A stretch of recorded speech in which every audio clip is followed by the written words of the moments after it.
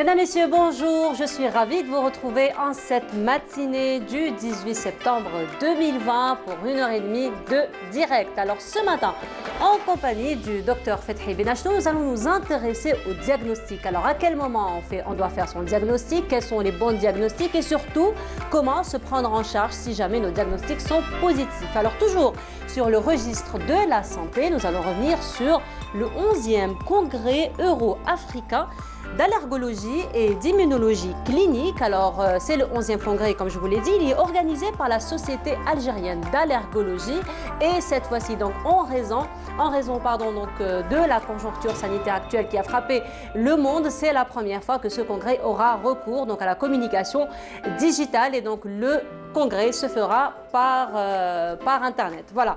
Alors, ils sont jeunes, ils sont adolescents, ils ont entre 15 et 16 ans. Ils ont représenté l'Algérie dans le concours international de robotique qui s'est déroulé en Corée du Sud. Ils sont revenus donc avec le premier prix. Nous reviendrons sur leur participation donc à ces jeunes. Nous terminerons l'émission comme à l'accoutumée en compagnie donc de la rubrique du vendredi, notamment Kenzan Char qui reviendra sur l'actualité associative de la semaine.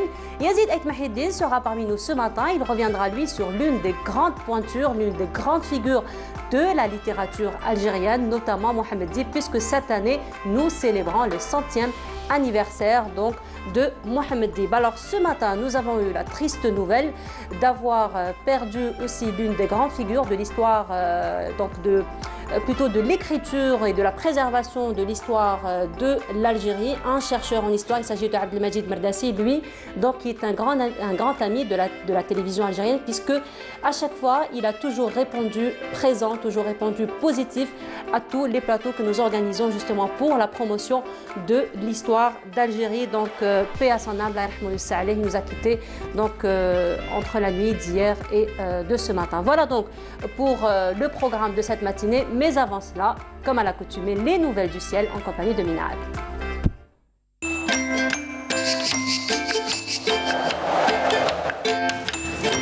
La météo vous est présentée par Mobilis.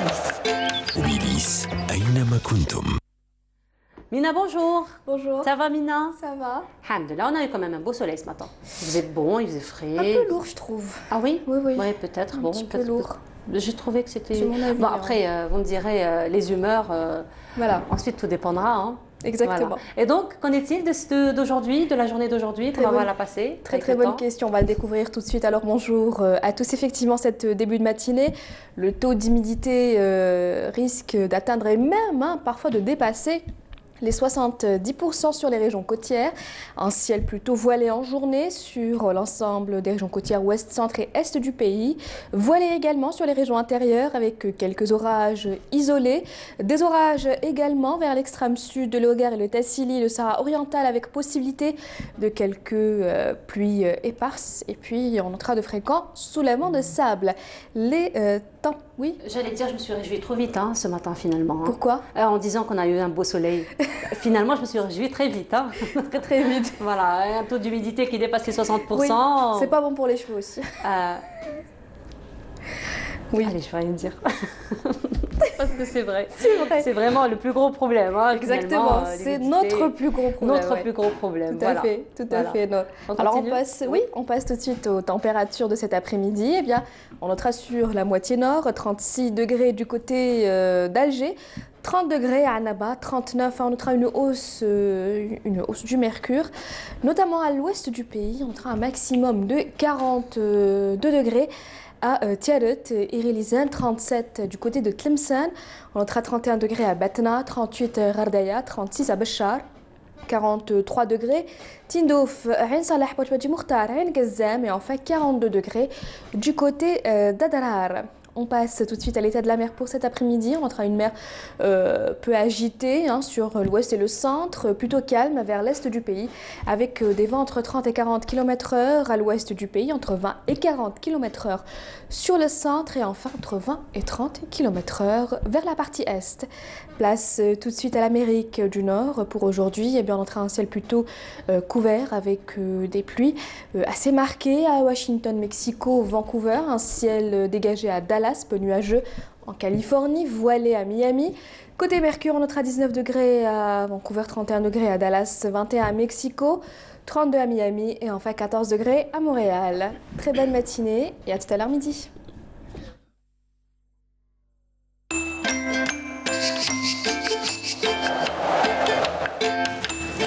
La météo vous est présentée par Mobilis. Mobilis, أينما كنتم. Merci beaucoup, Mina. Donc, on disait quand même un taux d'humidité assez élevé. Vous me disiez, il y a un appareil spécifique pour... Oui, pour connaître le taux d'humidité qui est fait avec des cheveux. Avec tes cheveux. Franchement, c'est vraiment J'ai oublié la le nom de meilleure l'appareil, unité de mesure, hein, les cheveux. Impeccable. Franchement, là, je sors, il va y avoir mes cheveux qui vont commencer à gonfler. Je pourrais vous dire le taux d'humidité facilement. Je pourrais vous rejoindre dans ça. Hein. Je pourrais amplement vous rejoindre dans ça. De toute façon. On aura un taux... Exact. Voilà.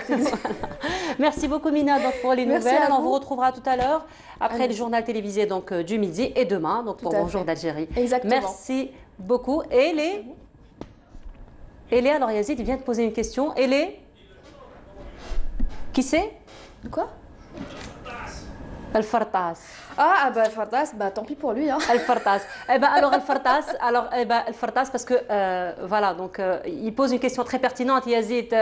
Donc, Yazid, notre rédacteur en chef, quand même, il pose une question très, très pertinente par rapport à la relation entre les cheveux et l'humidité. Et il nous pose la question, donc, comment faire Al-Fartas pour savoir l'humidité?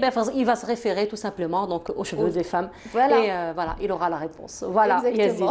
Merci beaucoup, Mina. Alors, Mina, on va faire un petit voyage en ce moment vers les années 80. On va réécouter l'une des chansons qui nous a un petit peu bercé, qui nous a accompagnés, 92 plus exactement, 1992. Alors il s'agit des Gypsy Kings. Alors vraiment le groupe indémodable, hein, il faut le dire. Exactement. Et donc c'est une chanson en fait qui a été tirée d'une émission qui est passée à la télévision algérienne en 1992. Il s'agit donc Tahia Liman Touhib. Je ne sais pas si vous vous rappelez de l'émission. Non, du tout. Moi j'étais très petite, hein, vraiment. Aussi, je me rappelle bien de cette émission parce que c'est une émission où on passait les vœux finalement à tous les membres de la famille, aux amis, etc. Et donc c'est une émission qui a été puisée donc des archives de la télévision algérienne. Donc on tient quand même ce matin à rendre hommage aux archives, ou plutôt au service des archives de la télévision algérienne, puisque c'est un patrimoine quand même inestimable en matière audiovisuelle. Voilà, donc je vous propose cette pause musicale des années 1992, Gypsy King, et on se retrouve.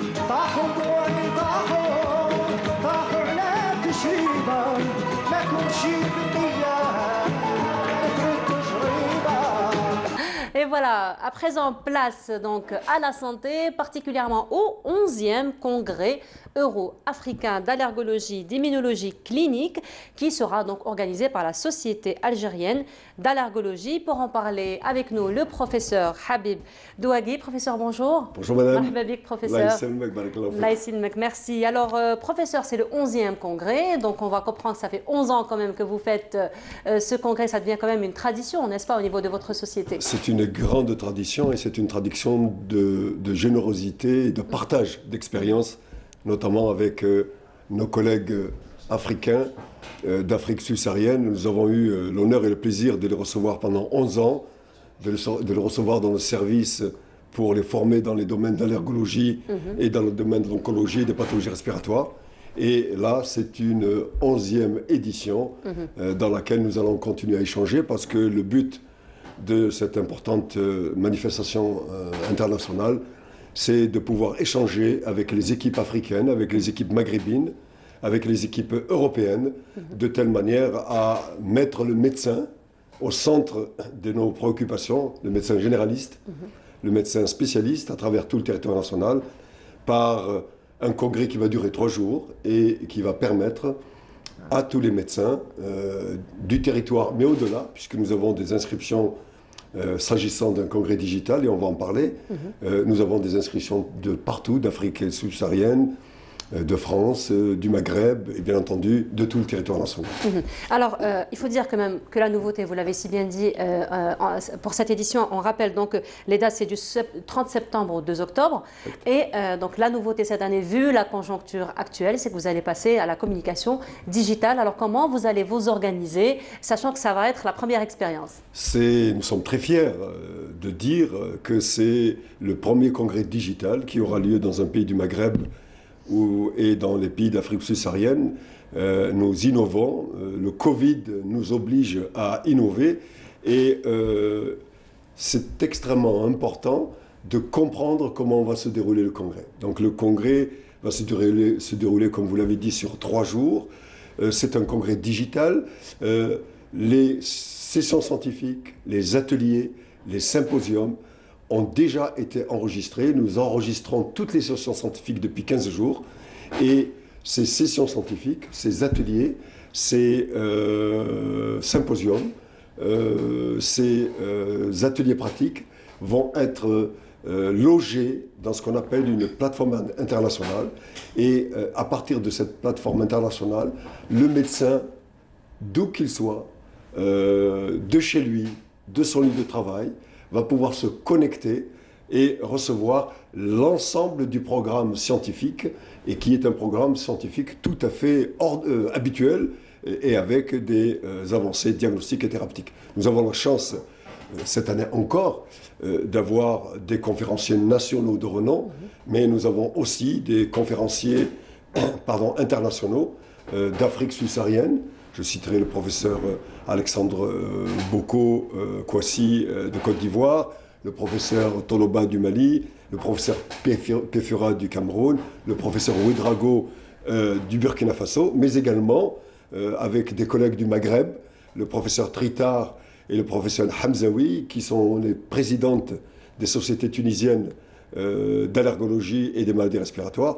Et nous avons également des collègues d'Europe, le professeur Tabarta du Portugal, le professeur Deblé de Strasbourg de France, le professeur Tanguy de l'Institut Pasteur de Paris et le professeur Noldin Harbi de Paris.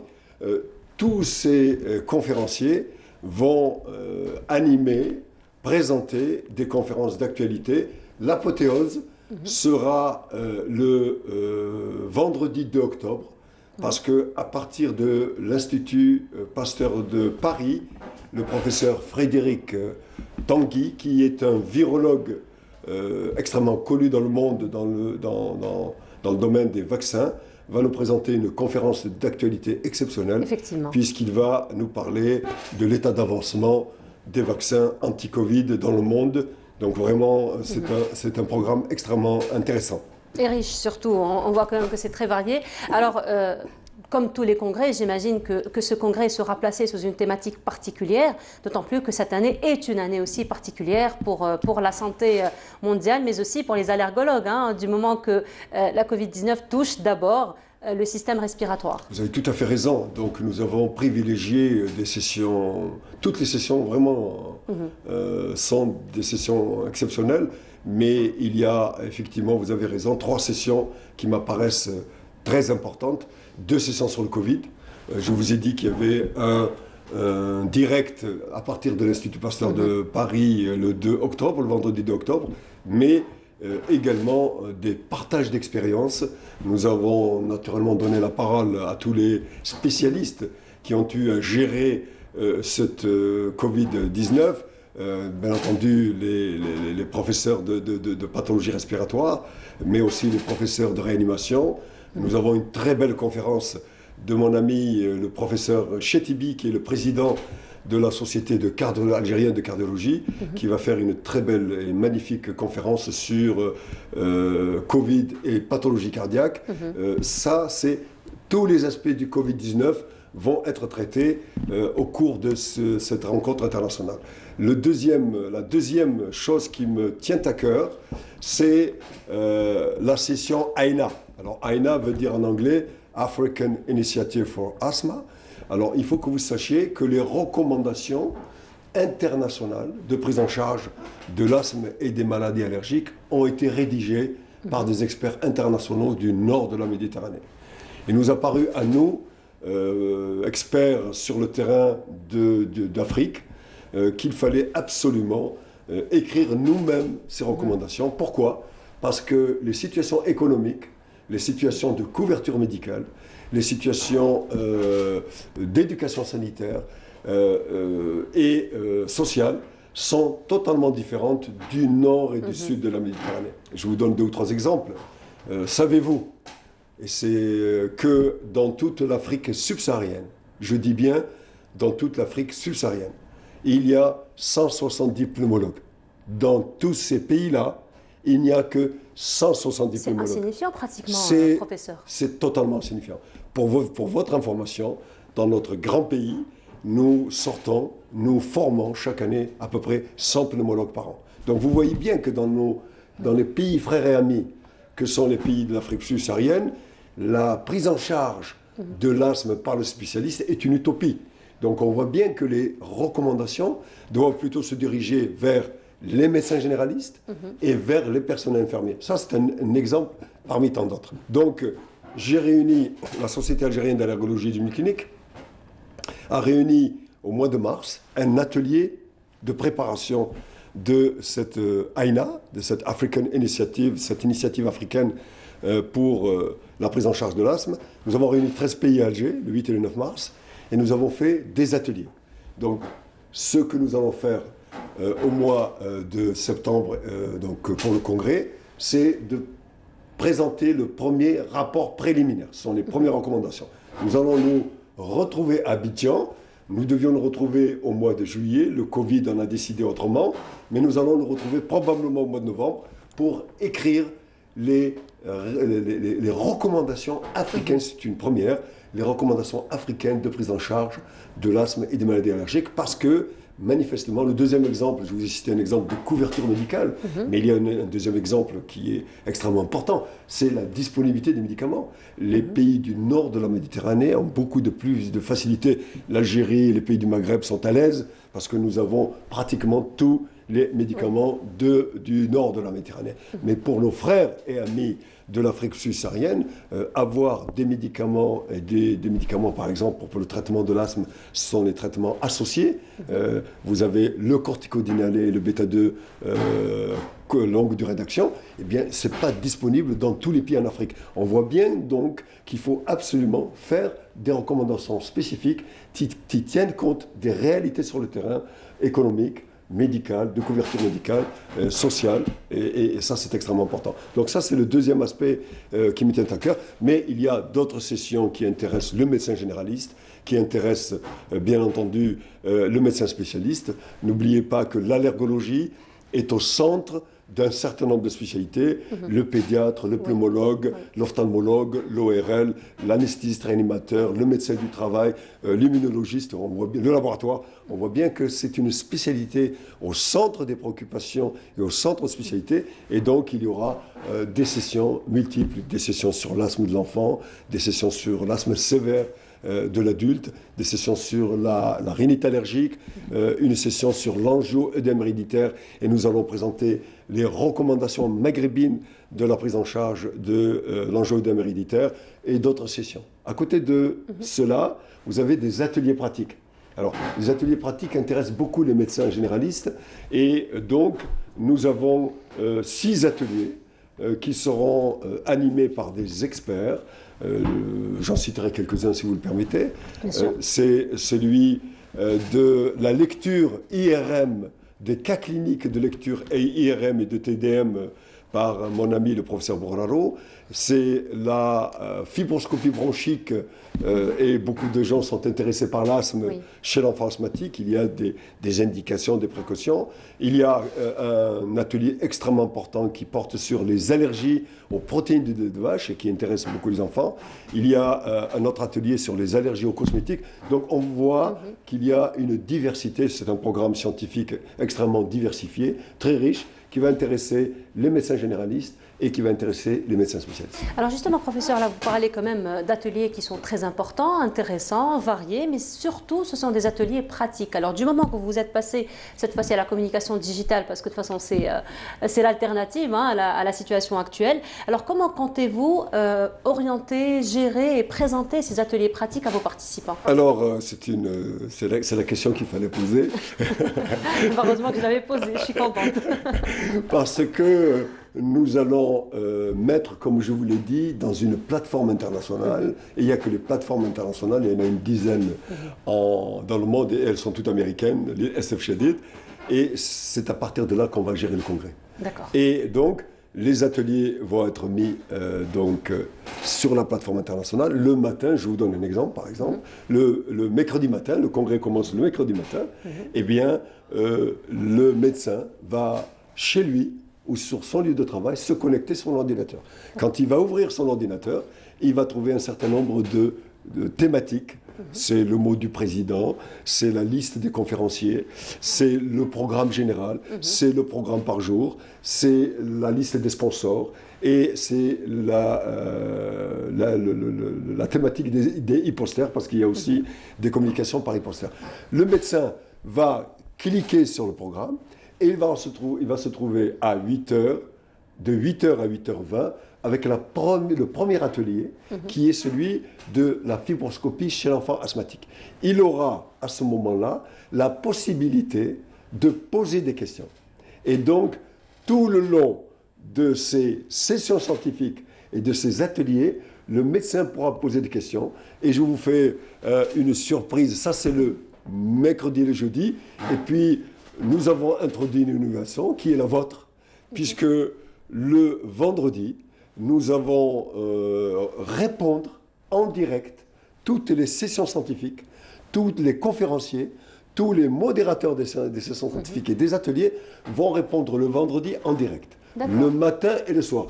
Et savez-vous qui c'est qui va animer ces sessions scientifiques? Ce sont 2 journalistes que nous avons invités. C'est une nouvelle, c'est une nouveauté. Voilà. Donc, les journalistes seront en direct dans des studios comme ici. Et les médecins qui auront posé des questions la veille, les modérateurs et les conférenciers récolteront les questions le soir et puis ils répondront le vendredi toute la journée en direct aux remarques, aux commentaires et aux préoccupations. Et puis ça va être animé par des professionnels, vos collègues qui sont des professionnels, et ce sera très interactif et très agréable. Voilà. Pourquoi? Parce qu'il s'agit d'un congrès digital. C'est-à-dire qu'il ne faut pas oublier que les médecins sont devant leur PC. Et vous ne pouvez pas retenir les médecins devant leur PC si vous n'êtes pas interactif. Donc nous avons raccourci les sessions. Toutes les conférences ne durent que 15 minutes, pas plus, pour permettre aux médecins d'être captifs, de regarder. Alors, autre chose qui est extrêmement importante, dès lors que la première session, le premier atelier qui dure de 8h à 8h20 est terminé, n'importe quel congressiste peut aller et revoir à sa guise, autant de fois qu'il le veut, l'atelier, la session scientifique, la conférence. Ah, ça c'est intéressant. Donc si jamais ils ont raté quelque chose, ils peuvent voir le soir, à tout moment, tout le contenu de la journée, à tout moment. Que ce soit le premier jour, que ce soit le deuxième jour, que ce soit le troisième jour. Donc, le congrès digital donne une visibilité d'exception par rapport au congrès classique. Je vous donne un exemple. L'année dernière, j'avais organisé le même congrès, le 10e, au Sheraton à Alger. Il y avait 500 médecins. Mais les 500 médecins étaient 90% de la région d'Alger. Je dirais même plus, 95% de la région d'Alger. Et 1% de l'intérieur du pays, parce qu'il faut payer le billet, l'hôtel, etc. Là, nous avons décidé d'abord que les inscriptions sont gratuites. Donc tous les médecins peuvent accéder gratuitement au congrès pendant 3 jours.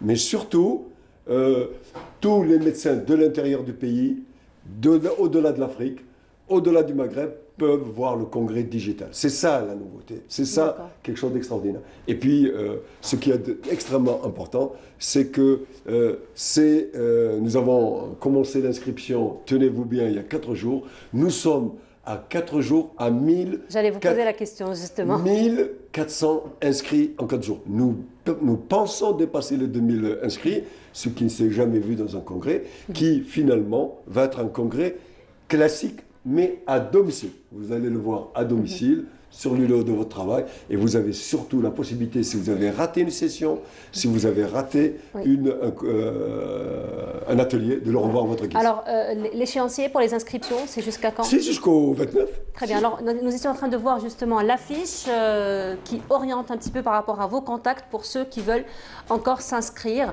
donc, au congrès. Donc, c'est jusqu'à la veille, jusqu'au 29, jusqu'à la veille. Ils peuvent s'inscrire jusqu'au 29. Jusqu'au 29, très bien.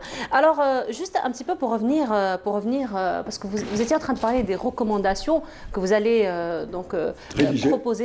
proposer donc à l'Afrique subsaharienne. Donc là, on retient quand même que les objectifs du Congrès, ce n'est pas seulement l'échange, mais c'est carrément améliorer les conditions finalement de la pratique des allergologues en Afrique. Absolument.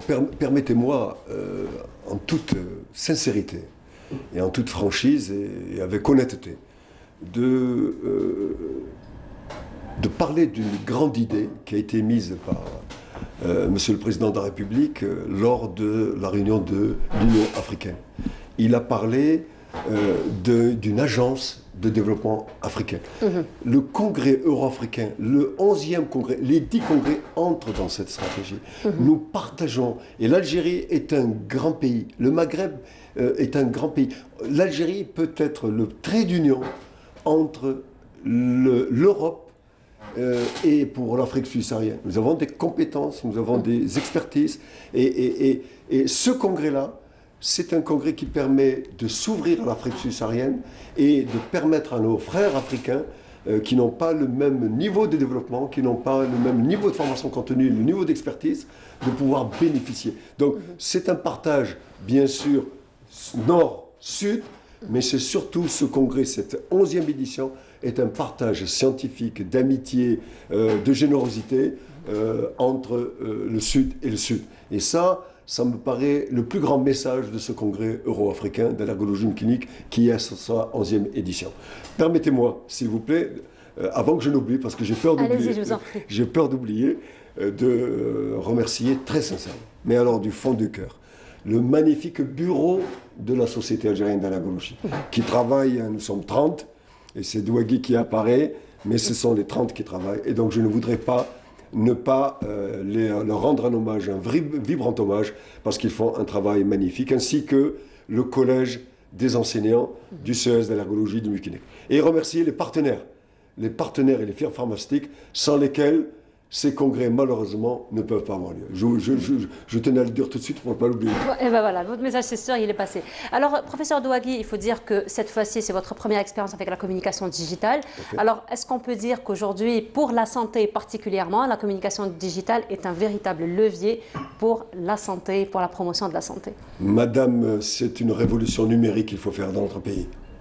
Et le Covid a précipité cela. Le numérique est en train de rentrer. Vous me dites que c'est notre première expérience. Ce n'est pas notre première expérience. Notre première expérience d'un webinaire, nous l'avons organisé il y a 10 ans. Et nous avons, depuis le Covid, la Société algérienne d'allergologie clinique a organisé une dizaine de webinaires. Mais on a des tas de raisons à faire en Algérie notre révolution numérique. D'abord parce que nous sommes un très grand pays. 2,5 millions de kilomètres carrés. Comment voulez-vous toucher toute cette population avec un continent, l'Algérie étant un continent et l'Algérie étant le premier pays le plus grand d'Afrique. Donc le numérique est une nécessité. Le numérique est une nécessité absolue. Alors, moi je pense que le Covid est une occasion inespérée de faire une révolution numérique. Parce que ce que nous sommes en train de faire avec ce congrès, nous pouvons tout à fait le faire avec la formation continue dans les universités. Nous pouvons tout à fait le faire avec la formation dans les écoles. Il s'agit simplement de mettre un projet numérique au centre des préoccupations. Et quand je dis cela, eh bien, c'est toutes les universités qui doivent avoir un projet numérique. Ce sont tous les hôpitaux qui doivent avoir un projet numérique. Ce sont tous les ministères qui doivent avoir un projet numérique. Et je pense qu'aujourd'hui, il y a plusieurs révolutions à faire. Nous sommes en train de faire la révolution de la Deuxième République. Elle est en bonne marche. Et il faut faire d'autres révolutions. C'est la révolution du numérique, la révolution du solaire. Le solaire, il faut y aller parce que c'est l'avenir et le numérique également dans tous les domaines. Voilà, alors professeur Douagui, je vais profiter un petit peu de votre présence parmi nous ce matin, du moment que vous êtes allergologue, pour ouvrir une parenthèse sur, encore une fois, la conjoncture actuelle. Alors vous, donc, en tant que médecin, vous êtes en plein dedans, donc, face à cette situation. Alors comment pouvez-vous évaluer la situation donc, du coronavirus en ce moment en Algérie? Alors on a quand même la bonne nouvelle qu'il y a eu une baisse ces temps-ci. Est-ce qu'on peut se réjouir très vite ou il faut quand même rester très vigilant par rapport à cela? Alors, permettez-moi tout d'abord aussi d'avoir, honnêtement et sincèrement, comme d'habitude, une très pieuse pensée à toutes les victimes du Covid, qu'elles soient civiles et également au personnel soignant. J'ai un ami qui est en train, à Tizi Ouzou, je tairai son nom, qui est un professeur de médecine, qui est entre la vie et la mort. Je veux lui dire que nos pensées sont avec lui. La situation du Covid s'est améliorée. L'État, le ministère de la Santé ont mis en place des moyens, une réflexion, un comité scientifique qui est en train d'obtenir des résultats. Et aujourd'hui, on assiste à une diminution drastique des cas de Covid dans le monde entier, mais également en Algérie. Seulement. Ce qu'il faut savoir, c'est que le virus du SARS-CoV-2 est en train de muter. C'est à ça, nous sommes à la 7e mutation. Ce qui veut dire qu'il faut être extrêmement vigilant. Le vaccin, je vous le dis, j'ai fait une revue bibliographique que j'ai publiée sur un média il y a quelques jours, international, une revue internationale. Le vaccin ne sera pas disponible avant le premier trimestre 2021. Ce qui vous dit le contraire, et vous le saurez avec la fameuse conférence du professeur Tanguy. Vous savez qu'il y a eu un décès dans l'essai anglais, et le malade est mort d'une myélite généralisée due au Covid, et le laboratoire AstraZeneca a été obligé d'arrêter l'essai, de même que le laboratoire Sanofi. Ils ont repris après les autorisations ministérielles de leurs pays respectifs. Donc, aujourd'hui, il y a une accalmie. Seulement, il y a un constat. Quand vous traversez les rues d'Alger, quand vous traversez le pays, vous vous apercevez que malheureusement, les gens ont cru que c'était la fin. C'est une erreur fondamentale de penser que nous sommes venus à bout du Covid-19. Le Covid-19 est dans notre environnement en 2020 et en 2021. Et donc, ce que l'on doit faire, c'est bien entendu lutter comme le fait l'État, lutter comme le fait le ministère de la Santé, lutter comme le font les milliers de médecins et de personnels de santé qui sont au front. Mais il faut absolument que la population respecte les mesures barrières. S'il vous plaît, retenez les 3 M. Se laver les mains, avoir 1 mètre de distance. 2e M, portez votre masque. Ce sont les mesures barrières et uniquement les mesures barrières qui viendront à bout du Covid. Si nous arrêtons les mesures barrières, nous allons assister à ce qui se passe actuellement en Europe. Il y a une 2e vague qui est en train d'arriver. Donc, le message que je dois dire, si c'est le dernier message que vous permettez, c'est, chers compatriotes, nous ne sommes pas au bout du Covid-19. Je vous demande d'être extrêmement prudents, de protéger vos aînés, de protéger vos enfants en portant le masque, en vous lavant les mains et en ayant une distance de sécurité. Merci beaucoup, professeur Douagui, d'avoir été parmi nous ce matin. Vraiment, merci déjà pour votre message déjà de sensibilisation. Et puis, nous vous souhaitons donc tout le succès pour ce 11e congrès. Vous êtes la bienvenue pour couvrir le congrès. Ah ben, ce sera avec plaisir. Merci beaucoup, professeur. Donc, je rappelle, professeur Habib Douagui, vous êtes spécialiste donc, des maladies respiratoires. Vous êtes le représentant aussi de la Société algérienne d'allergologie. Voilà, merci beaucoup. Alors, on continue le programme de cette matinée. Là, encore une fois, donc, dans le prolongement de la sensibilisation au Covid-19. Donc, ça va être un spot sur la sensibilisation. Juste après, vous aurez droit d'un sujet, d'un reportage que Myriam Oussaïd a fait. Et on se retrouve juste après. Merci infiniment.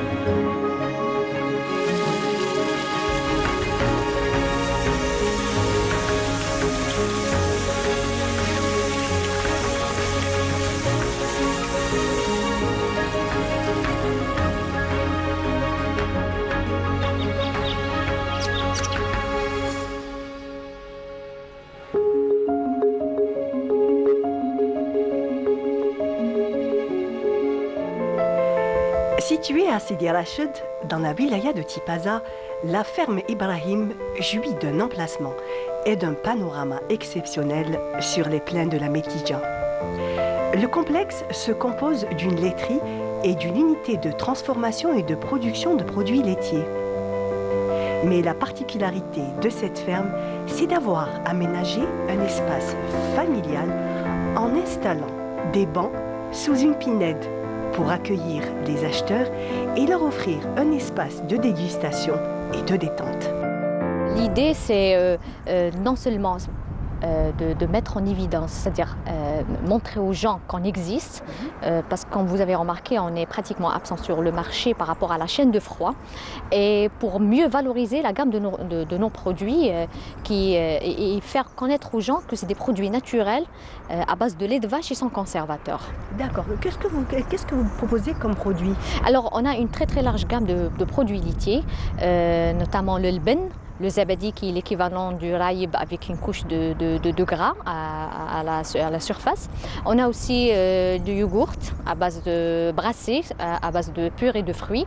On a aussi des sortes de fromages, pâte filée comme la mozzarella, pâte pressée comme le montasio et tout. Et on a la pâte molle comme le brie. Et d'autres fromages frais comme la ricotta, la robiola et tout. Donc une large Dites-moi, les gens quand ils viennent, ils achètent donc les produits laitiers, tout ce qui s'ensuit. Qu'est-ce qu'ils pensent de ce lieu, de cet espace que vous avez aménagé? Bon, à chaque fois qu'on voit des gens qui viennent et qui reviennent à chaque fois, donc on voit que les gens apprécient l'endroit. Il y a toujours du mouvement, surtout le week-end. Parfois, il n'y a même pas où garer la voiture. Donc je pense qu'ils sont vraiment satisfaits parce que c'est un endroit calme. Purement familial. Les gens profitent de la nature, donc je pense qu'ils apprécient bien l'endroit. Profiter du calme et des chants des oiseaux, les clients apprécient de partager un déjeuner en famille à l'ombre des pins. Chaque week-end نجي لهنا نشري الرايب نشري البن لا فامي تاعي نجيب ثاني احبابي يشوفوا اللي ما يعرفوش اندروا مانيفيك الله يبارك. Moi le نجي en famille entre amis. C'est un endroit qui m'a dit que c'est un endroit respectueux. بنادم يجي en famille à l'aise, le calme. Les produits sont des produits de qualité. Qui m'a dit que c'est un mélange de nature ou حاجة اللي familial ثاني. إنسان كي يقعد يقعد à l'aise ما يديرونجاش. C'est quelque chose d'original. حاجة اللي راهي ناقصة بزاف عندنا هنا في الجزائر. منين جيتوا؟ احنا جينا من مدينة تلمسان، ولاية تلمسان، مدينة مغنية.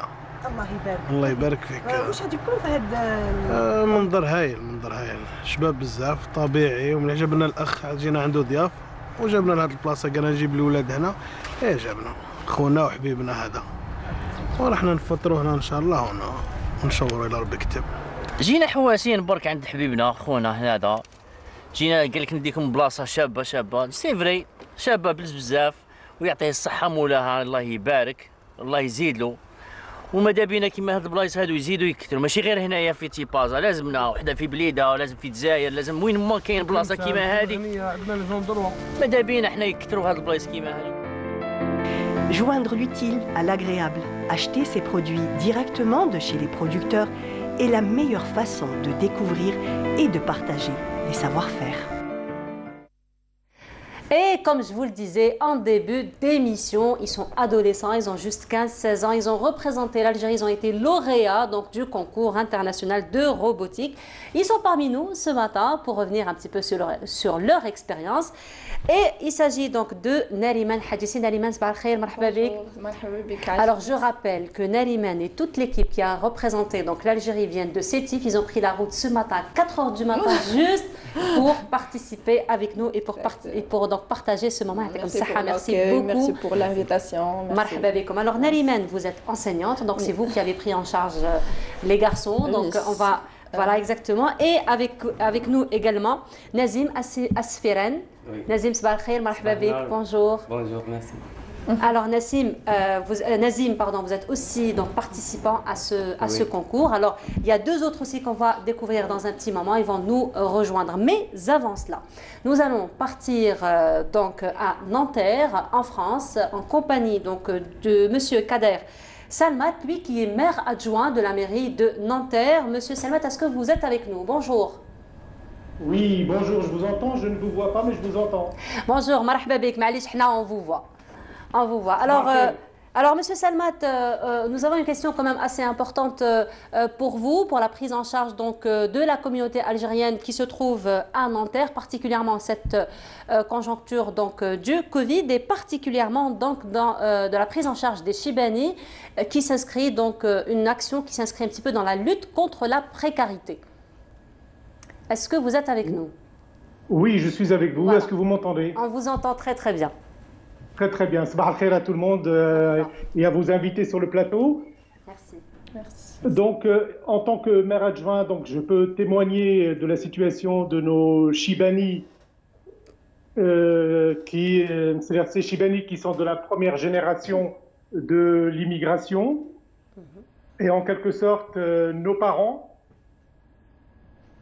Alors, ces Chibani sont malheureusement touchés de plein fouet par la pandémie Covid-19. Ils sont particulièrement touchés de par leur âge, leur fragilité au niveau santé et pour certains par la précarité au niveau de leur logement.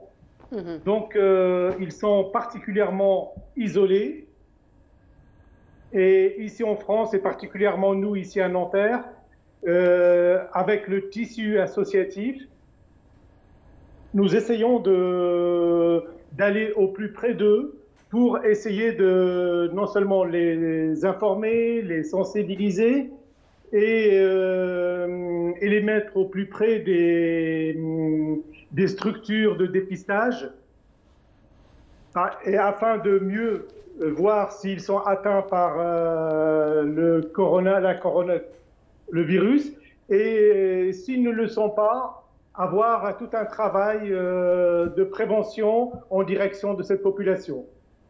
Et justement, qu'est-ce qui a été fait jusqu'à présent en leur faveur? Alors, en leur faveur, c'est-à-dire nous sommes partis les voir sur place, surtout ce qu'on appelle les Chibani isolés, qui habitent... Allô, vous m'entendez? Oui, on vous entend, on vous entend. Allez-y. Très bien, parce que j'ai un retour, c'est pour cela. Surtout en direction des Chibani qui sont dans des foyers, ce qu'on appelait auparavant foyers de travailleurs célibataires. Et donc là, nous allons au plus près d'eux, parce que souvent, ils n'ont pas l'information et ils ne font pas la démarche. Donc nous allons au plus près d'eux avec des dépistages PCR, tout ce qu'on appelle le dépistage par les voies nasales, et également, si c'est nécessaire, également dépistage sérologique auprès des hôpitaux. Donc nous les accompagnons donc, auprès des structures hospitalières. Très bien. Merci beaucoup. Donc, Kader Salmat, je rappelle, vous êtes maire adjoint de la mairie de Nanterre. Merci beaucoup d'avoir répondu à nos questions ce matin. Merci. Je vous en prie, au revoir. Merci, au revoir. Voilà, donc on revient à notre plateau et donc à la thématique de la représentation de l'Algérie dans le concours international de robotique. Alors, Nariman et Nazim sont avec nous. Dans un petit moment, nous aurons donc deux autres jeunes qui ont participé aussi à ce concours international. Alors, Nariman, avant donc de vous donner la parole, Nazim, et de revenir un petit peu au projet que vous avez proposé. Alors, Nariman, vous êtes enseignante, donc c'est vous qui avez pris en charge ces jeunes. Alors, il faut dire quand même la robotique comme discipline en Algérie, c'est très nouveau. Oui, c'est très nouveau. Donc, il y a même l'école Tana, c'est la première école le nord d'Afrique. Dans tout le nord d'Afrique, oui, dans tout le Maghreb, même d'accord. Dans tout le Maghreb. Voilà, il y a donc, elle était créée en 2019. Mars 2019. C'est récent. Oui, c'est récent. Donc, elle est conventionnée avec une entreprise internationale qui s'appelle la MyRobotTime, la Amarty, et avec l'Union internationale des robots. Voilà. D'accord. Donc, vous travaillez depuis 2019. Oui. Voilà. Mais j'imagine que vous avez eu quand même votre formation avant, parce que vous êtes enseignante. Oui, j'étais enseignante. On est à l'État. Prof d'informatique. Mon بعد quand j'ai اكتشفت l'école هذه donc j'ai tout. Vous avez tout lâché ورحتي l'école. Parce que voilà l'idée مليحة. احنا جديدة راح تزيد les étudiants algériens تزيد لنا احنا الجزائريين donc انا j'ai gâché tout خليت وليت معلقة. Newgate Robots. Et donc, vous avez pris en charge les jeunes dans l'enseignement de la robotique. Alors, avant de donner la parole à Nazim, donc les jeunes, ils s'intéressent donc de cette discipline. حنا كاين بالطايفيه نقولوا لو مو تخنتيش وشنو هو تخنتيش يخنتش فوالا يخرب فوالا دونك جو كخوا كو ميم الجي اون لو دي تخنتيش كاين بزاف دي زيتيديون تلقاهم في الدار يحب يخنتش يجيب هكذا حوايج اللي يلقاها في الدار يبدا بصح ما كانش كيف يطور هذه الموهبه اللي عنده دونك كي اكتشفوا بلي كاينه مدرسه نيوغيت يجيو لعندنا يحبوا يحسوا بلي الموهبه تاعهم يتطور وحاجه ميم كاين دوك هي موهبه وكاين اللي حابين دوك ميم يجي محمد يقول لك بلي يحب يطورها ويقلبها خطره واحده اخرى يقراها يولي يقراها في اليونيفرسيتي ويدير بها خدمه ان شاء الله. Très bien. Alors Nazim, il faut dire que d'abord vous avez quel âge? 15 ans. 15 ans, voilà. Donc quand même c'est très jeune, Allah يبارك ما شاء الله. Alors Nazim, comment vous avez découvert un petit peu en vous cette passion? كيفاش حتى اكتشفت هذه الموهبه فيك؟ كي اكتشفت ليكول بديت نقرا عندهم ومنها شاركنا في كومبيتيسيون انترناسيونال. بصح قبل ما تشارك انت كيفاش حتى عرفت باللي tu t'intéresses un petit peu à la robotique؟ كيفاش حتى بديت تخنتج؟ فوالا بوغ ريبروندر تخنتج. كنت نشارك في الدار هكا نحب نعرف لي بياس منها بعد كي اكتشفت هاد ليكول دخلت عندهم على يد ان كوليغ هو à l'aide d'un collègue. Oui, voilà, donc c'est lui qui l'a un petit peu orienté. Voilà, alors on va le voir, Mohamed, il est là dans le studio, on va le voir dans un petit moment. Alors, Nazim, donc, vous avez participé à ce concours. Nazim, bien sûr, tu as en même temps. Oui. En quelle année? طلعت première année. Elle a eu son lycée. Ah d'accord, tu es brevet هذا العام. مبروك عليك. Félicitations. Voilà. Alors donc vous avez participé à ce concours. Donc c'est quoi votre projet اللي شاركتوا به؟ شاركنا بإن فيرم مزرعة تمشي كل شيء اوتوماتيك. فيها دي سنسورز فيها قدهن لي بياس مقسمة كوتي فيه رانا نشوفوا فيها on est en train de découvrir donc c'est ça فيها كوتي تاع الزراع وكوتي تاع حيوانات كاين دي ماشين كاين اللي تلم البيض اوتوماتيكمون كاين وحده فيها واتر سنسور كي ديتيكتي الماء يتحل هكا قطع هكا منها نلموا الماء بس عندنا ان بروبليم تاع الجفاف لاجيري كاين اوتو فيدر ان اباري اللي يوكل الحيوانات اوتوماتيكمون منها ما تفزتش الماكله منها نقللوا الاحتكاك تاع الانسان مع الحيوانات. والله je suis en train de l'écouter attentivement. والله je suis en train d'écouter Nazim attentivement et je suis en train de me dire finalement, j'ai envie de dire que la main-d'œuvre elle est un petit peu menacée de disparition, hein, parce que dans quelques temps, je veux dire, le projet Hada, il va être adopté, puis macro, j'ai envie de dire, il va vraiment يكبر. En bas, à un moment donné, les travailleurs n'auront plus d'emploi. La machine, elle va tout faire. Même الناس يروحوا للنيميريك بلوس. Voilà, digitaliser, numériser. Voilà, خير. حنا ماشي حنحيو في الخدمة للناس حاجة باينة، بصح ميم الناس دوكا يعني ميم لي زيتيديون ولا الناس اللي طالعة بوكو بلوس دوكا نسهلوا عليهم، فاسيليتي ان بتي بو لو ترافاي. ميم بور ايفيتي ثاني لي مالادي ولا باسكو الحيوان ما على بالناش واش راح يكون. صح. يقيس مع الإنسان ما سي جامي ما على بالناش. دونك هذه هكذا فكرة تاعهم. باش اونكاو نيليمينيو لي مالادي ما كانش مالادي ما نقيسوش الحيوان مليح. دونك de la distance. En fait on va faciliter un petit peu le travail تاع l'être humain. بصح l'être humain لازم يكون حاضر باسكو هو اللي راح يدير الخدمه. Et puis كاين entretien aussi تاع لي ماشين. Voilà هي ça va مالا l'emploi n'est pas menacé. تخدموا ان شاء الله. Voilà. Alors Nazim, donc c'est votre première participation? Oui. D'accord. Alors كيفاش عشت هذه l'expérience? Comment vous l'avez vécu? بديت نقرا في هذه ليكول عندي 6 شهور. من بعد في الكونفينمون هذه في 6 شهور الله يبارك خرجت لو بروميير ما شاء الله. ميرسي. في هذا الكونفينمون قالوا لنا بلي كاين اون كومبيتيسيون اونلاين قالوا لنا ليدي قالوا لنا بدينا نخمو انا ومي كوليغ من هنا خممنا في ليدي بعد لحقنا لهذه المزرعه وشاركنا بها. كي شاركتوا دونك انت كيفاش عشت هذه الاكسبيريونس تاع المشاركه هذه؟ ما اكسبيريونس مليحه وهي ما بريمير اكسبيريونس En plus, vous avez été primé. En plus, donc vraiment, j'imagine ça va beaucoup vous aider. Donc, Nazim, c'est vraiment probablement dans le futur, Inch'Allah, une fois que vous aurez votre baccalauréat et tout, vous comptez un petit peu terminer dans ce projet. Faites la discipline. Oui. Inch'Allah, نكمل في هذا الدومين.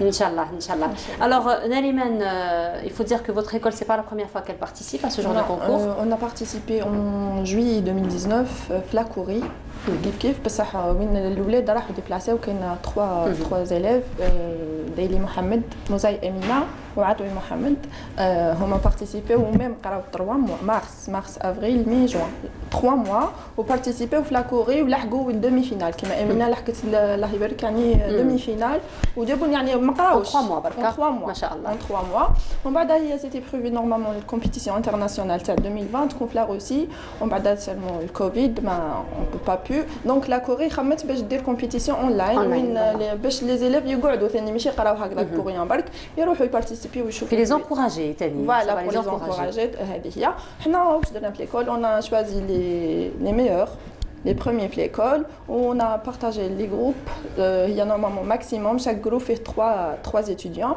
donc on a fait chaque des groupes 3 étudiants والحمد لله يا ربي كاينين اللي شافوا يعني احنا ميم لي جروب تو لي دي جروب ربحوا mais avec des voilà avec des classifications, des médailles différentes. Alors on va découvrir dans un petit moment la présentation donc du projet. On rappelle que vous avez fait la présentation tout en anglais. Oui. Ouais.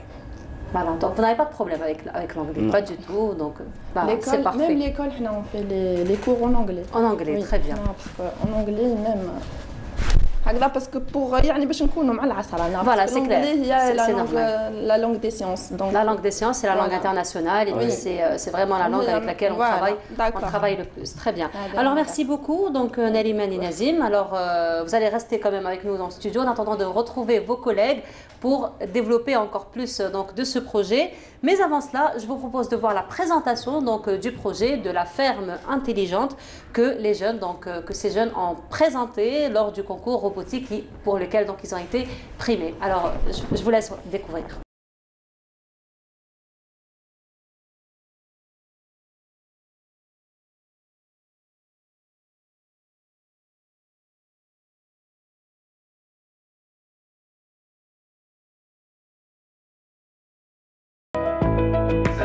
Hi, my name is Atwi Mamdani from Algeria and I helped in making Happy Farm and I did the electrical work. Hi, my name is Nazim Asfaran. I'm one of the members that participated in the making of Happy Farm. My task was building and designing the robots. Hi, I am Yunus Abdsamia. I am one of the builders of the Happy Farm. My task was coding. The purpose of our project is to minimize the human interaction and to make things easier and better in the farming side.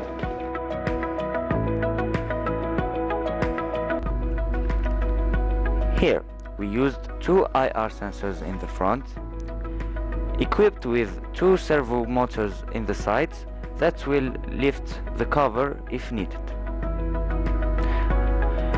As you see, the animal approaches and the cover will open up automatically and will not close until all the animals are gone. And here we have an egg collector robot. It uses a servo motor, a belt system, an LED, and they work all with the touch sensor. The servo will drop the eggs into the belt that will carry them safely to the box.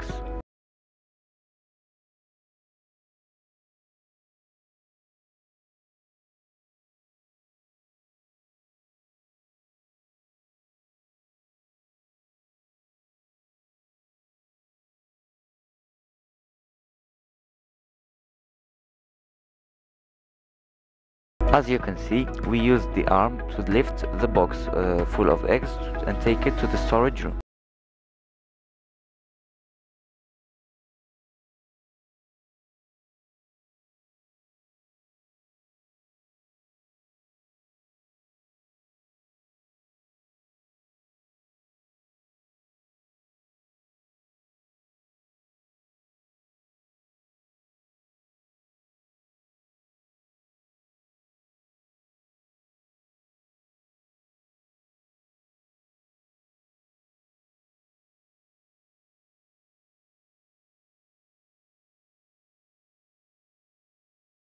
tank, we used an Arduino to build it.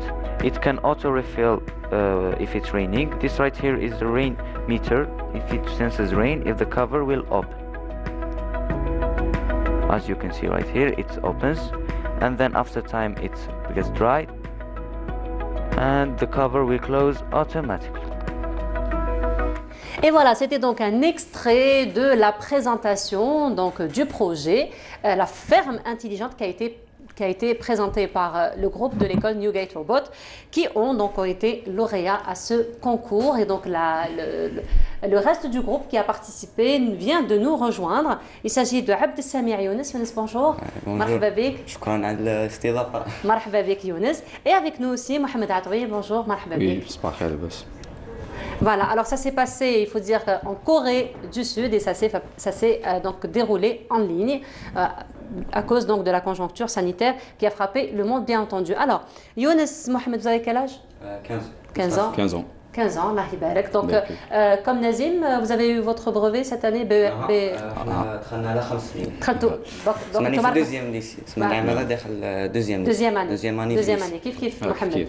كيف dépassez-toi, Alors, avant de parler un petit peu de votre participation, je voudrais revenir à la vidéo donc, de la présentation. Ça s'est fait entièrement en anglais. So you don't have any problem with English language? No, we can understand English and speak English very well. C'est bien dommage, l'émission doit se faire en français. Autrement, on l'aurait faite en anglais. Mais bon, allez, une autre fois, Inch'Allah. Alors, Mohamed, il faut dire que ce n'est pas votre première participation. Oui. C'est la deuxième fois. Alors, c'était le groupe qui a dit Nariman, donc, est-ce que tu peux nous raconter un petit peu ta première participation? Oui, c'est pas un problème. شاركت مع الأول بالروبو لاينكور عام، يعني شاركت البوكسينج. كانت مشاركة ثانية تاعي الأولى، تأهلت للربع النهائي. وعاودت هذا العام. وعاودت هذا العام. هذا العام. هذا العام خلفتها. خنتجت بزاف هذا العام. Voilà. Alors, Younes, par contre, toi, c'était ta première participation. دخلت هذه l'année 2020. دخلت هذه l'année 2020. Donc, ça fait شحال وانت تقرا؟ 6 شهور. 6 شهور. 6 شهور. هو اللي العام هذا قال لي بلي بدا في ليكول هذه، تما اهتممت بها وخشيت بديت فيها. قرينا فتره تاع 6 شهور، من بعد قالوا لنا بلي حتبدا كومبيتيسيون. تلمينا في جروب تاع 3 انا ونزيم، وجاتنا ليدي وبدينا في البروجي. كيفاش جاتكم ليدي؟ Comment vous avez eu l'idée quand même d'aller vers une ferme هكذا intelligente et هي تلمينا، يعني درنا شغل اجتماع هذا، وبعد هما كاين دي زيدي كيما نقولوا زين، كاين بوكو، كاين قدان ايدي تقدر ديرها. حنا في الكوتي تاع الفارم لقينا دي زيدي بزاف، يعني دي ماشين لقينا، قلنا نديروها. Ça vous a pris combien de temps pour réaliser le projet à peu près? 8 jours. Et c'était court, hein? 8 jours بالتصوير بالمونتاج بالخدمه تاع الروبو بالذات بروغراماسيون كلش 8 jours. Ah bah يعطيكم الصحة, ça a été quand même un temps record. Record plutôt. Un temps record. C'était un temps record, hein? Vraiment يعطيكم الصحة. يعني ما كفناش الوقت، كنا قاعدين ديفلوبي اكثر يعني. Bon, probablement dans les prochaines éditions vous allez développer encore plus, Inch'Allah. Mazel d'autres éditions. Donc là on était en train de découvrir un petit peu les trophées que vous avez eus, aussi les médailles. Alors donc donc toi tu t'es déplacé quand même l'année dernière. Nous avons quelques images justement de votre voyage qu'on pourra découvrir. Donc vous êtes déplacé en Corée, c'est ça? Oui. Vous êtes déplacé en Corée, donc voilà, nous avons des photos, des images de votre déplacement, de votre participation donc, à cette première édition. Voilà, donc il y a toute l'équipe. Toute l'équipe, très bien. Alors, Younes et Mohamed, كيفاش عشتوها هاد l'expérience تاع le projet تاعكم, la présentation تاعو, تاع le contact en ligne que vous avez eu? كانت يعني حاجه جديده، اول مره نجربوا هذه الشعور تاع كومبيتيسيون، تسمى تحضر في كومبيتيسيون راك تخدم راك تشوف ومن تستنى واش راهم يديروا لي كونترك، وتيسي يعني تكون اكثر منهم، تسمى هي اكسبيريونس يعني مليحه وجديده. Mohamed? Expérience. Surtout la deuxième fois. La deuxième fois même qui كانت en ligne يعني كانت فيها كيما نقولوا autre group يعني ما كانتش جديدة أول خطرة يعني ليا ميم مليحة تعلمت فيها قدان حاجة يعني طورت فيها قدان مهارة يعني في البروغرام في قدان حاجة طورت روحي. Younes ou Mohamed, كيفاش حتى vous avez découvert un petit peu, vous avez had la passion, vous avez envie d'aller vers la discipline. كيفاش حتى vous vous dites aujourd'hui je vais aller m'inscrire, نروح, pourquoi pas, je vais apprendre plus la robotique et... هي بدينا مع الاولين نشوفوا كيما نقولوا روبورتاج هكذا نشوف مثلا لي يعني جابون هذه قبل ما تعرفوا ليك وي قبل يعني كنا شغل تحس يعني حاجه مليحه يعني حاجه شغل الفيوتشر تحس في قدام سي فوتر جينيراسيون سي فوتر طون تاني اكزاكتومون يعني كان حاجه مليحه بزاف. سمعت الاهتمام تاعنا كان فيها انا سما كي نشوف حوايج كيما هاد تاع التكنولوجيا نهتم بهم سما مع تاع لا فامي تاعي ثاني صحابي هذا خشيت في هذا الدومين وبديت فيه الحمد لله. Alors vous êtes encouragé par vos familles, j'imagine. العائلة تاعكم ينكرجوكم باش يشجعوكم ils vous encouragent. Alors, bien sûr, راكم تقراو entre temps, donc vous partez au lycée, en même temps في l'école. Vous faites comment pour équilibrer l'école et votre passion parce que quand même ça demande beaucoup de réflexion, ça demande beaucoup d'énergie, beaucoup de non ماشي بروبليم طاكش حنا كنا نبداو نقراو الجمعة الصباح. الجمعة الصباح نقراو عندنا جورني باك في لا سيمين كومبلي ثم يعني ميم في الليسي ما عندناش خدمة بزاف نقدروا نبالونسيو بين الدو كوتي. تسمع عندك في السمانه كومبلي عندك 3 زور تقراوش هذاك هذه تقراو خطره في السمانه 3 زور et vous avez fait un projet aussi magnifique que celui-là. Nariman, vous avez de la chance quand même d'avoir des enfants prodiges comme ça. Iman, je vous invite. Alors voilà, vous avez le micro ici, vous pouvez parler ici. Alors au départ, c'est vrai qu'on ne voulait pas recevoir les 4 invités à la fois par souci donc de distanciation et par souci de Covid, mais finalement il y a beaucoup de belles choses qu'on peut partager. Donc Nalima, je disais, vous avez beaucoup de chance quand même d'avoir ces garçons dans votre... نلقاو سهولة يعني كي يعود التلاميذ الواحد يحب الحاجة هذيك اللي يدير فيها تنظم يتعلم يحب انا ميم كيما يونس محمد نزيم يقرا عندي يزيدوا يروحوا للدار لا بروشين فوا كي يجيوني يقولوا لي استاذه انا شوفي اش درنا وهنا نحاولوا نديروا هذه وهذه كيف نديروها ويحاولوا يحبوا يطوروا الحاجه اللي يعرفوها مادام هذه بس حاجه يحبوها يعني. Alors justement les garçons Mohamed, Younes et Nazim aussi qui est dans le studio qui nous a pas quitté pendant la semaine donc من الجمعه للجمعه donc تقراو بالجمعه من الجمعه للجمعه تتلاقاو finalement في la semaine تخدموا كيف vous allez essayer de نسيو ديفلوبيو يعني واش يعطيونا ونزيدوا اكثر مجتهدين هما وميم باسكو هما لي 3 كلاسيو في الجروب تاعهم كلاسيو ويسكنوا في الميم كارتي فوالا دونك سي ان افونتاج فوالا نقدر نديرهم مع d'autres élèves parce qu'on m'a في الجروب تاعهم 6 اللي كانوا زعما لي بروميي لا شفت باسكو هما لو ميم كارتي دونك يقدروا يتلموا يقدروا يتعاونوا مع بعضهم يتفاهموا مع بعضهم دونك اللي درتهم في ان جروب وين يقدروا donc finalement Nariman il y a pas que la robotique finalement que vous leur apprenez mais aussi les valeurs humaines l'amitié tout ce qui est humain tout ce qui est parce que justement vous faites attention vous prenez en considération les relations l'entente entre les équipes. الحمد لله يعني جيسيو ماكسيموم باش نمدلو باش نكوراجيهم باش يمدوا ميم باسكو ما حابين ان شاء الله يكملوا قرايتهم في ليترونجي نقول لهم ميم روحوا ليترونجي صح جيبوا العلم هزوا حوايج بصح لازم تعاودوا ترجعوا توليو للجزائر تجيبوا لنا واش علمتوا transfert de connaissances donc il y a un échange. Alors justement Younes et Mohamed c'est la discipline راكم حابين تكملوا فيها plus tard ان شاء الله اسمع لازم على الاقل عفسه اون ريلاسيون بالقرايه اللي نديروا فيها كيما يونس حاب انفورماتيك d'accord Mohamed informatique donc qu'est-ce que vous comptez faire finalement une fois que vous serez à l'université Inch'Allah donc une fois que vous auriez fini vos études bien sûr enfin vous auriez fait l'informatique qu'est-ce que vous comptez faire rejoindre l'école enseigner à l'école peut-être تدريس يعني ان شاء الله يعني نكملوا القرايه في الخارج في الخارج فيوتشر كاين Inch'Allah. Il faut penser quand même, dès maintenant, parce que quand même les capacités rahim kainin, vous avez prouvé vos compétences déjà, parce qu'il faut dire, pour ce qui est de la Corée, ils sont très connus par la technologie, c'est très développé. la Corée, la Russie, la Malaisie, les pays qui sont participés. يعني دوك منافسين تاعكم كانوا منافسين شرسين بصح هكذاك vous avez décroché la première place. Pour dire parce qu'on a مقسمينهم deux catégories. كاين كيما هذا le senior, كاين junior. D'accord, junior, c'est-à-dire l'ouled de 8 ans jusqu'à Quand même. Oui. Donc on a eu le gold 8 ans. Des enfants de 8 ans عندهم gold. Alors justement bon c'est très bien, Nariman, vous me tendez un petit peu la perche par rapport à la question. Donc, dans votre école, vous recevez les enfants à partir de quel âge? De 6 ans jusqu'à 17 ans. De 6 ans à 17 ans. On a très bien. Des groupes de 6 ans à 17 ans. D'accord, donc 6 ans, 8 ans, ils peuvent déjà commencer à...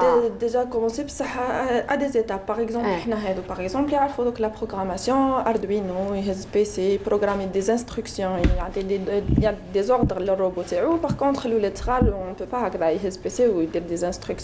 Donc الشركه مع روبوتايم مسهلوا لهم يعني كاين كيفاه يبروغراميو افيك دي كارت فيهم دو كود بار قال انا نحوس نحرك الموتور تاعي افون يحرك اون كارت سبيسيال اريير يحرك اون اوتر كارت كي سبيسيال ويا هكذا يتعلم زعما افون اريير ادغوات اغوش ان انفون دو 6 ans وبعد يبدا با يديفلوبا ويروح لقدام ان شاء الله يلحق هذوك هذوم يقراو لي انستركسيون يبروغراميو بالاردوينو نقدر نديرها في الجامعه حنا ماجور ما يقراوهالناش في الجامعه بصح نحبوا باسكو هي لي بلو فاسيل كو لي لونغاج دو بروغراماسيون اللي يقراوهم في الجامعه هما دوك 15 ans 15 ans يبروغرامي باردوينو الله يبارك علينا الله يبارك دوك يلحقوا 17 ans 18 ans تولي ما تبانيش روحوا تولي ما تبانيش كامل روحوا لا غير صافي بليزير بالعكس très bien donc inchallah on vous souhaite beaucoup de réussite quand même donc Nariman peut-être quels sont les prochains projets à l'école ان شاء الله احنا on veut ouvrir يعني des autres écoles ان شاء الله يكونوا احنا بارتو حابين بارتو في الجزائر في الصيف وي احنا دوك رانا لوكاليزي donc d'autres antennes dans d'autres wilayas ان شاء الله يا ربي احنا نحبوا ان شاء الله توت لاجيري باش الاولاد الكل اللي عنده لونفي باش يخدم في الدومين يلقى كيفاه يطور روحه سينون في لي بي هكذا نقولوا في لي ولايه لي غون ولايه الجي عنابه وهرم لي غارسون لي بروجي تاعكم prochainement donc على بالك احمد كراكم راح informatique plus tard mais دركا dans le à court terme les projets تاعكم نخمموا فيه يعني هو تاع انه نديروا بيس ذكي داكور سمارت باس سمارت باس يعني يكون انه يمشي وحده يعني ماشي لازم واحد يسوق والله لازم يكون فيه دي كيما تسلا يكون فيه سنسورز انه يسهل بزاف Pensez juste entre parenthèses تخرجي شويه معليش ما خدتش معكم شويه برك juste pensez peut-être à une application pour les handicapés peut-être احنا يعني كاين هذو اللي قلت لك اللي داو الجولد في جونيور عندهم 8 ans لعيل انس العقاقنا فراس محمد واش داروا هذا ليدي اللي قلتيها تاع بور لي هكا لي زونديكابي يعني الناس اللي عندهم ذوي الاحتياجات الخاصه في ان سوبر ماركت كيفاه زعما ما يقدرش يحرك شاريو تري بيان ما يقدرش دونك واحد هكا ما يقدرش يحرك شاريو لا ماما كي عندها لي بيبي تاعها حكمتهم دونك ما تقدرش تحرك شاريو داروا ان روبو كي هو اللي يسويفي لا بيرسون يروح معها وين تروح لا بيرسون يروح هذه شوفي 8 ans خمم في عباد مساكين يعني مانيفيك ان شاء الله on aura l'occasion نعاودوا نولوا نحكيو في هذا le domaine encore une fois merci beaucoup Nariman Hadjissi donc vous êtes l'enseignante Abd Samir Younes donc vous êtes le lauréat Younes merci beaucoup Mohamed Atoui merci beaucoup et puis Nazim aussi donc Asfiran merci beaucoup d'avoir été parmi nous ce matin et bien on vous dit bonne continuation inchallah et puis à d'autres réussites inchallah on va bien comme à tout moment voilà alors on continue donc le programme de Bonjour d'Algérie et je vous retrouve dans un petit moment en compagnie de Kenzan Char et de Yazid lui qui viendra nous parler de Mohamed Dib allez à tout de suite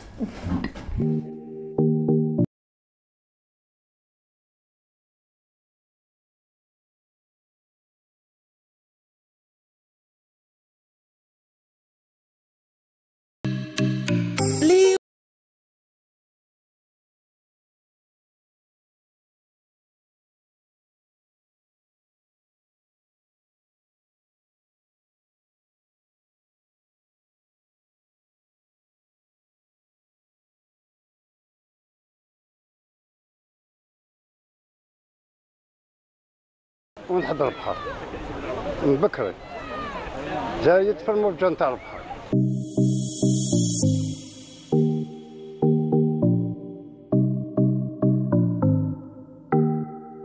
لازم غير تشبكي راس وصدر واليدين في خطرة، ماشي تشبكي على راسك ابيك هكذا، لازم فوق الماء.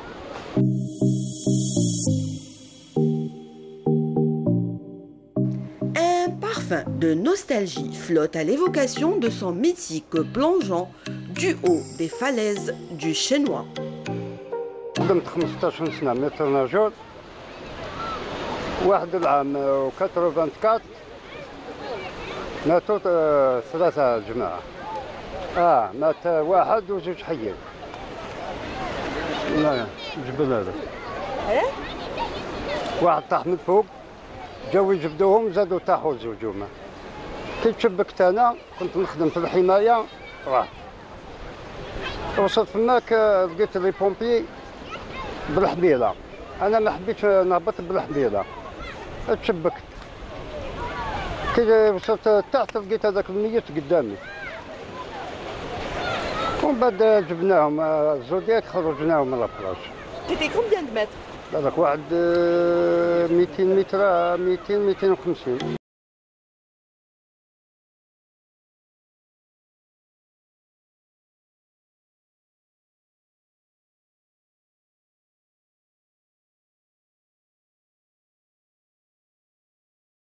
ايه بابا نشوف بلونجي هكذا بلونجي لي تكنيك هذو لازم تتعلمهم مع الوقت. هاك كنت بلونجي الاولى تفتح يديك ترمي تسبق يديك باش يحل الماء وتراك ما تحل. دوك تي بلاصه عاليه شويه واعره كي تكون راح صوت تخاف تزلق تخاف تدور رجلك.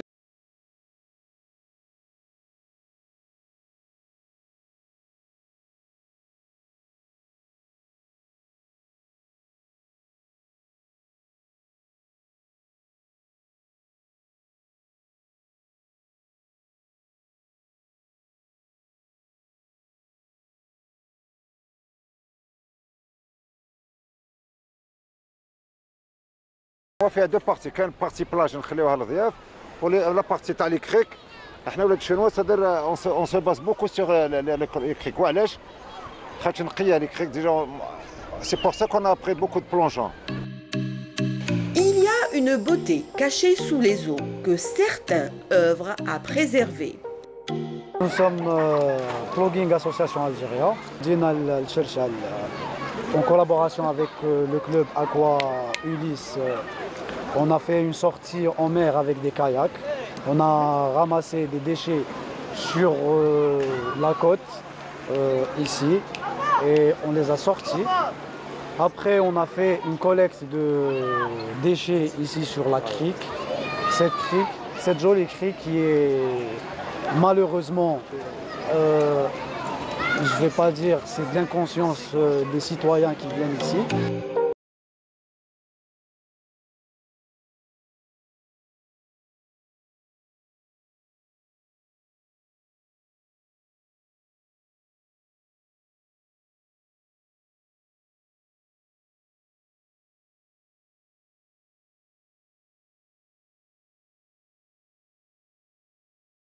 Magnifiques images que l'ami Abdouda nous a offert. Nous allons parler d'écologie, nous allons parler de propreté, nous allons aussi parler de prise en charge de l'environnement en compagnie de Kenza Nchar. Kenza, bonjour. Bonjour. Ça va?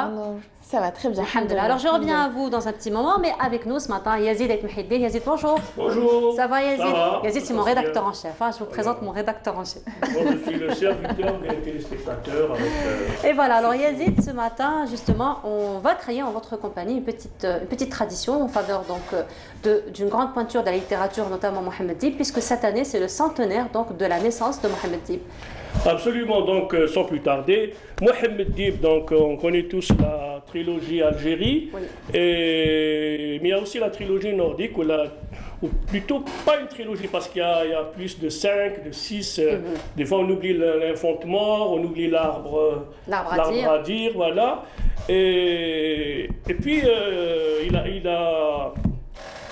le personnage central de cette trilogie nordique est la petite Lulibel en finnois.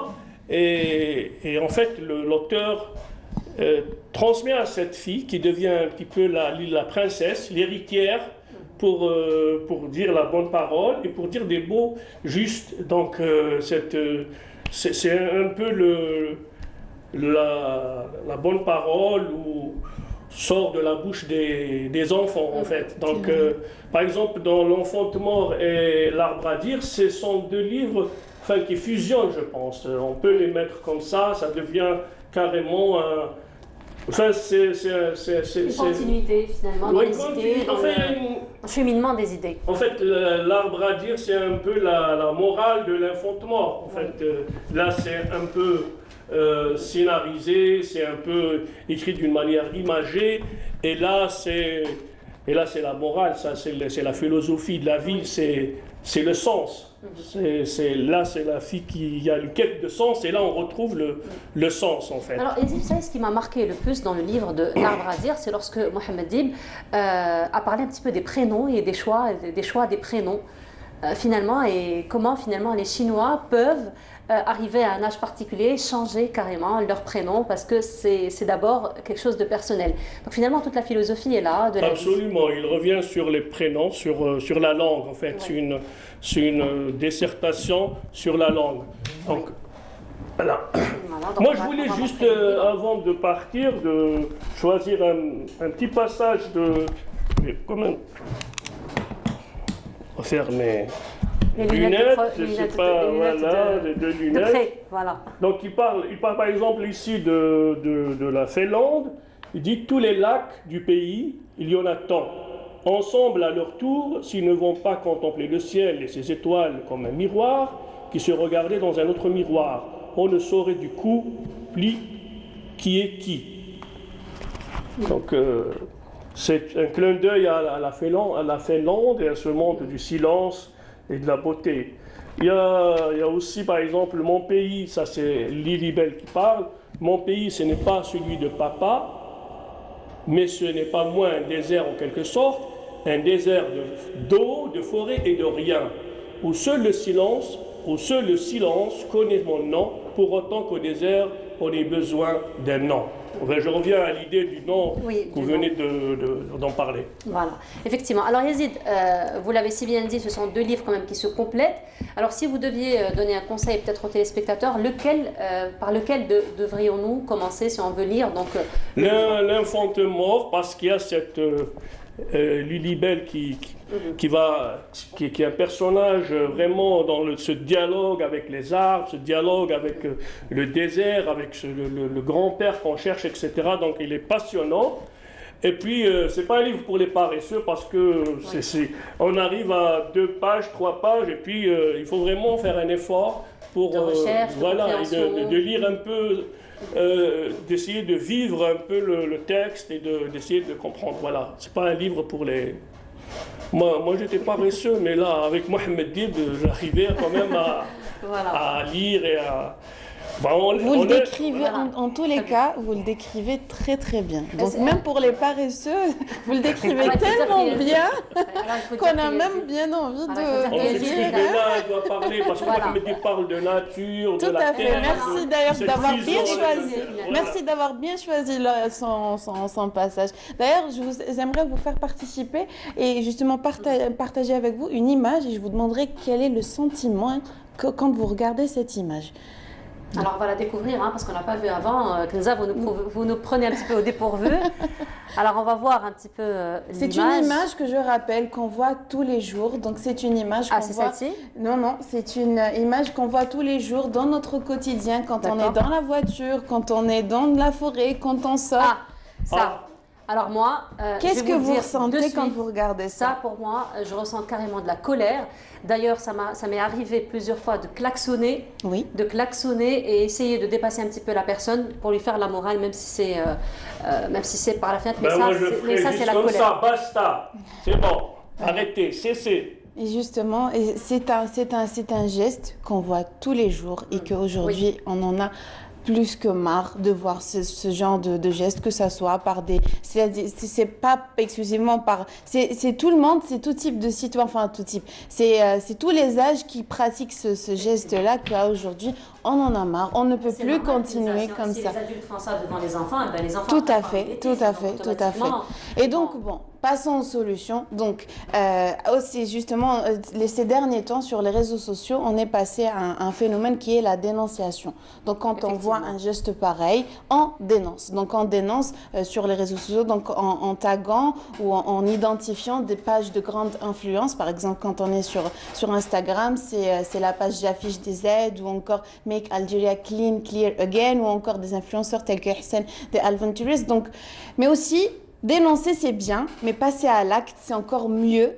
Donc justement, encore et encore, ces pages de grandes influences ont fait en sorte de mobiliser les gens, de leur dire, justement, dénoncer, c'est bien, mais passer à l'acte, c'est encore mieux. Donc il y a une campagne telle que Khalliha Nqiya. Et puis aussi, les associations sont là, toujours justement mobilisées.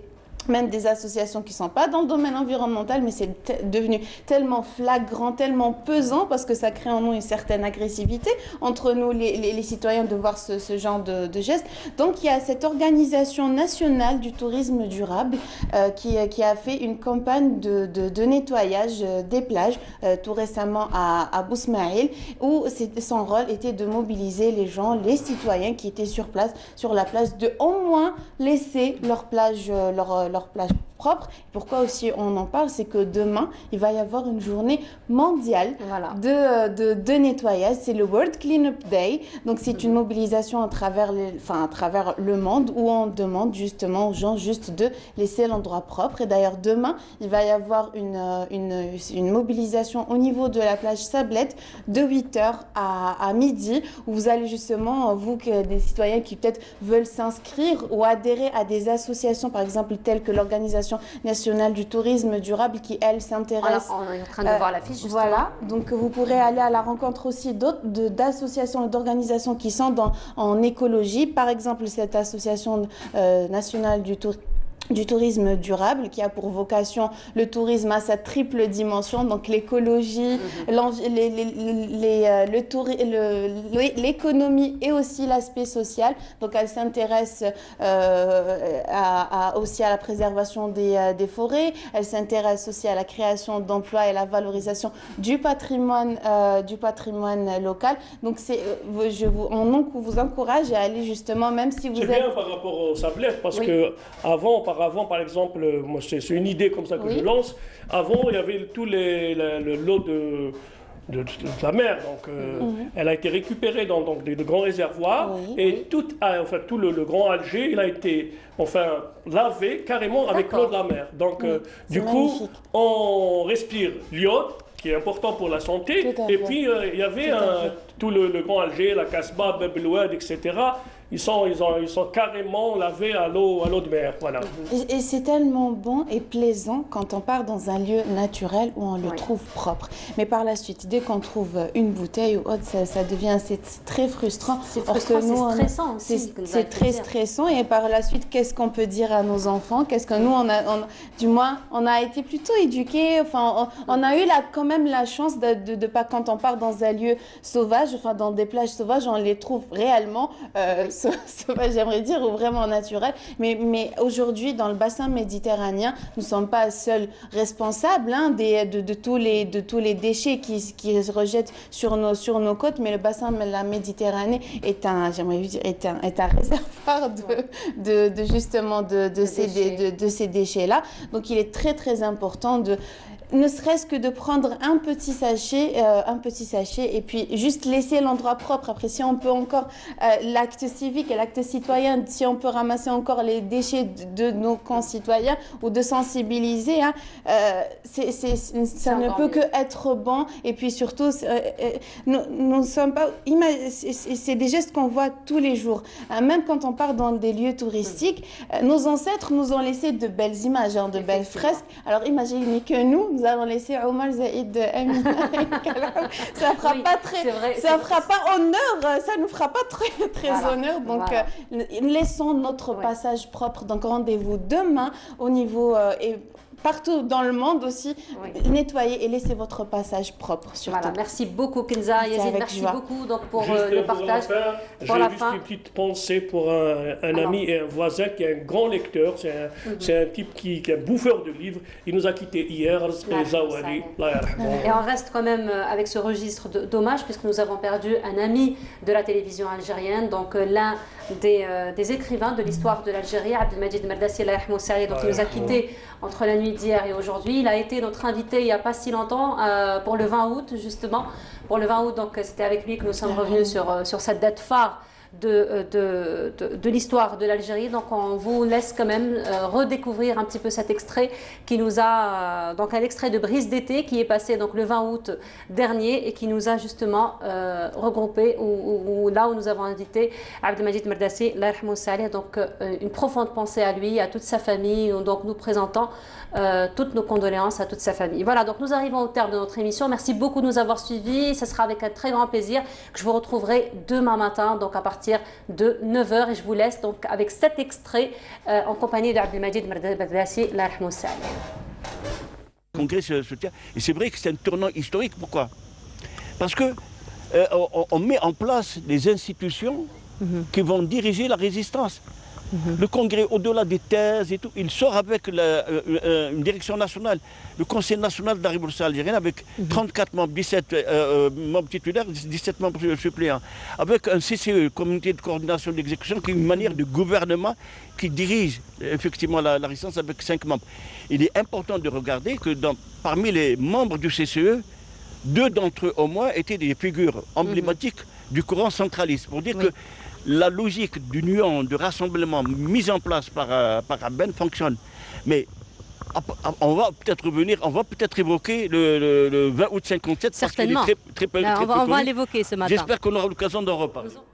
Voilà, c'était donc un extrait donc de Brise d'été qui a été diffusé dernièrement le 20 août 2020. C'était en compagnie d'Abdelmajid Merdassi, donc nous étions ensemble ce jour-là, Yazid. D'ailleurs, nous l'avons reçu ensemble.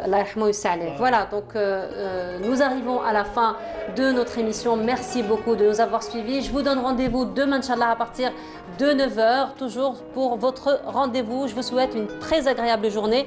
Et puis n'oubliez pas, demain, c'est la journée internationale du nettoyage. Beaucoup d'actions donc se font à travers le monde. Allez-y, c'est donc un acte citoyen. Au revoir.